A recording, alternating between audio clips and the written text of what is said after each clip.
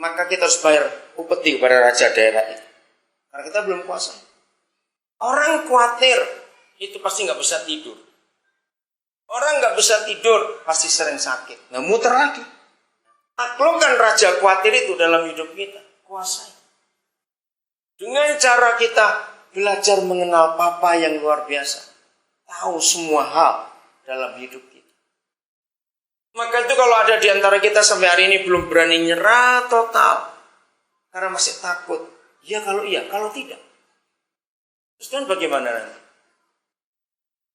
Nah, kita ayo mulai hari ini kita belajar betul-betul mempercayai Papa dalam segala hal. Katakan amin.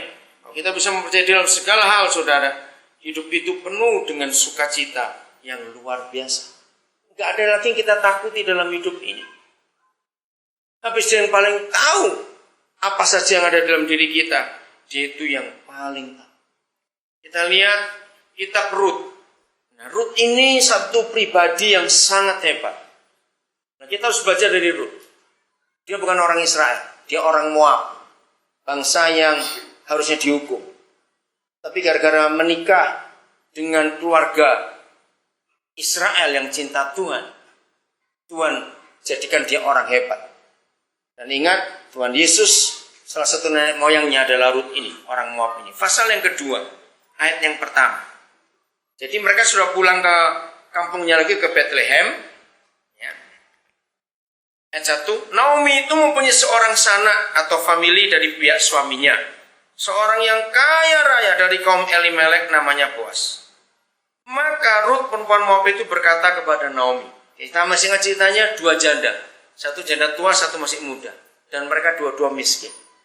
Saudara, kita belajar kesetiaan Rut. Kalau nanti pulang baca di pasal yang pertama. Sampai Naomi itu ngomong, ngapain sih kamu ikut aku? Maaf kalau saya pakai istilah dunia. Kalau Naomi ini janda kaya, Rut ikut, masih ada logikanya. Nggak lama ya mati. Kalau mati ya warisannya kan aku semua. Cuma aku yang ada di sini. Anak semua nggak ada. Nah, Rut ini nggak punya apa-apa.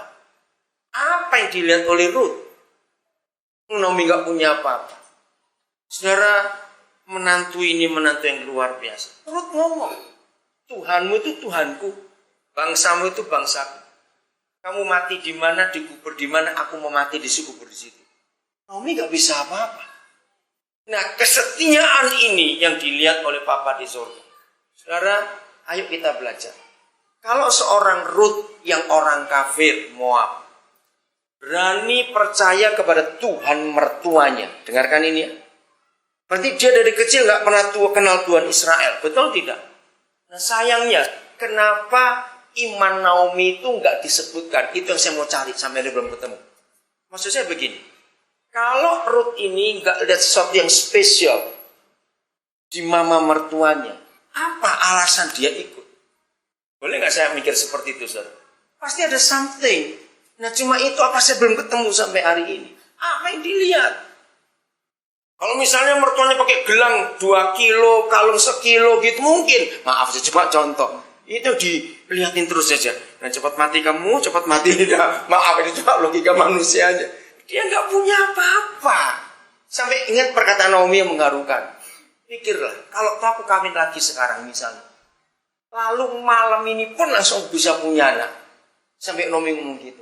Mana mungkin kamu nunggu anakku itu gede terus kamu kawin? Enggak lucu. Kamu oma kawin sama anak kecil.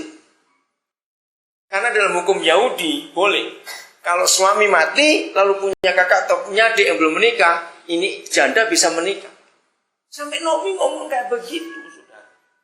Kamu ngelihat apa? Ayo kita belajar. Kalau Naomi aja berani percaya kepada Papa seperti itu yang dia nggak pernah tahu sebelumnya. Luar biasa. Saya teruskan. Ayat 2 sekarang. Maka Rut, perempuan Moab itu berkata kepada Naomi. Saudara, kalau tiap kali saya baca ayat ini, saya itu terharu betul. Jadi ini menantu masih cukup, masih laku kalau saya pakai kata jelek ini. Mau jadi pengemis untuk mertuanya. Mau jadi pengemis untuk mertuanya. Sekali lagi, ayo kita coba lihat. Ngelihat apa Rut ini? Apa yang dilihat di mertuanya ini? Lihat ini.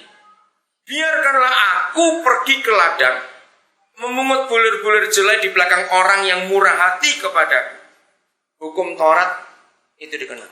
Nah, saya belajar itu dari sini, tapi saya belum yakin. Ternyata Ruth ini kenal hukum Tuhan mertuanya. Maka itu sampai dia bisa berkata Tuhan itu Tuhan. Nah, contohnya ayat ini.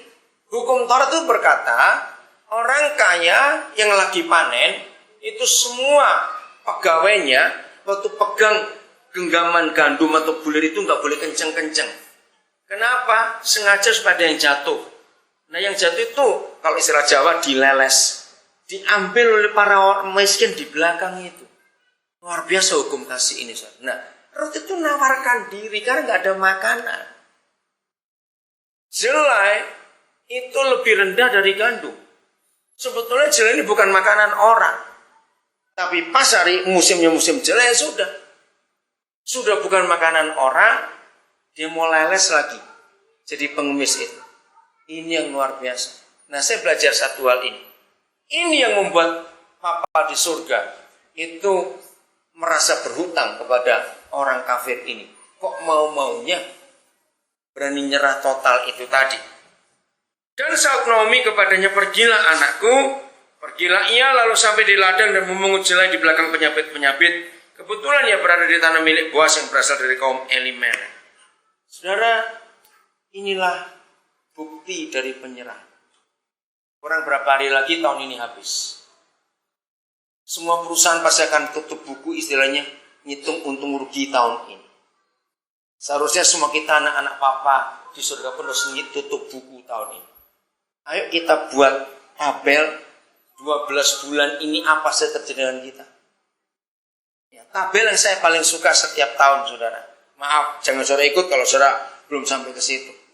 Saya selalu coba menghitung berapa yang saya terima dari Papa di surga sepanjang tahun atau tiap bulan dulu. Dan berapa yang saya keluarkan untuk memberkati orang lain.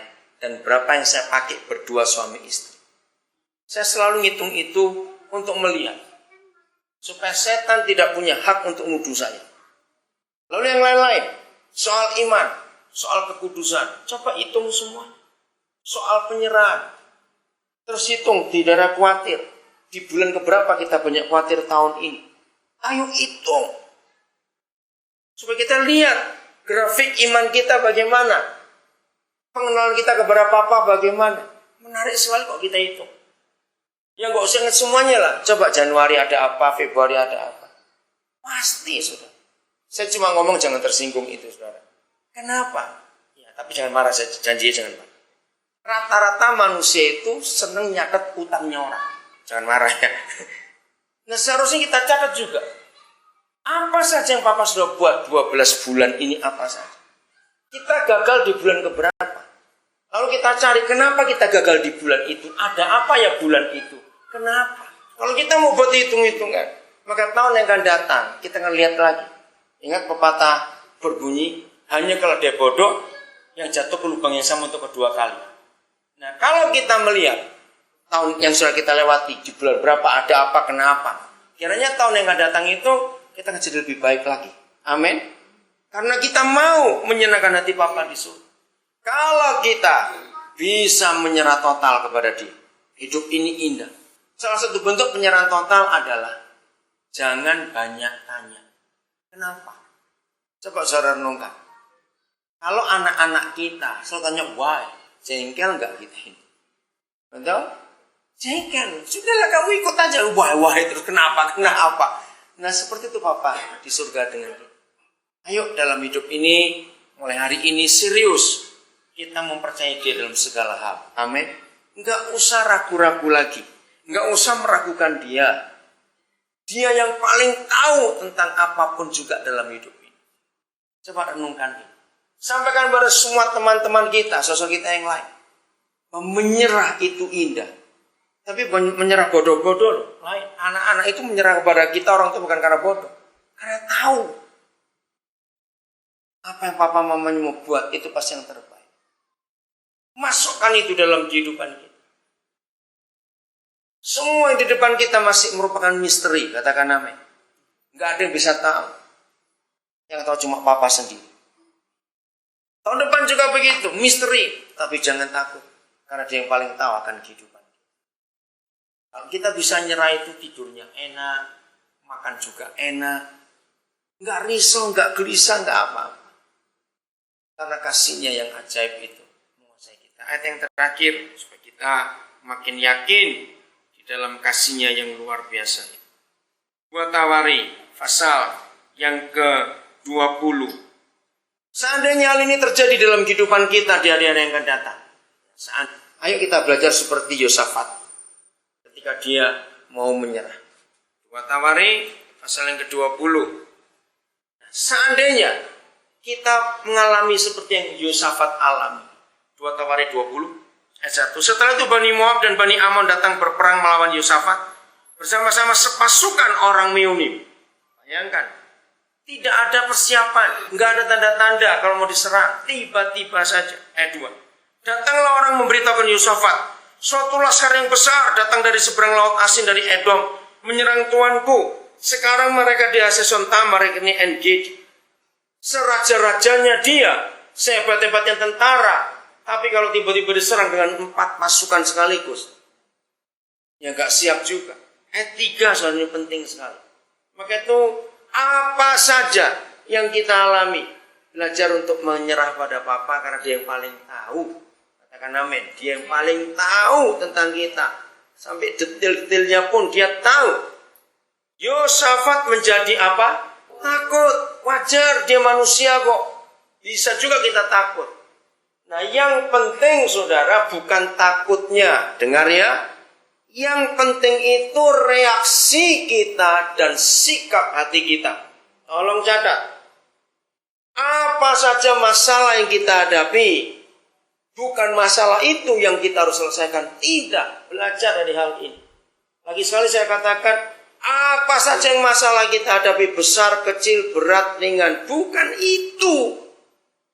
Justru masalah itu terletak di reaksi dan sikap kita. Renungkan ini baik-baik. Lagi sekali, reaksi dan sikap kita. Wajar semua manusia reaksi pertamanya pasti takut. Manusia. Tapi setelah reaksi takut, sikapnya bagaimana? Nah, ini yang penting. Lihat ayatnya.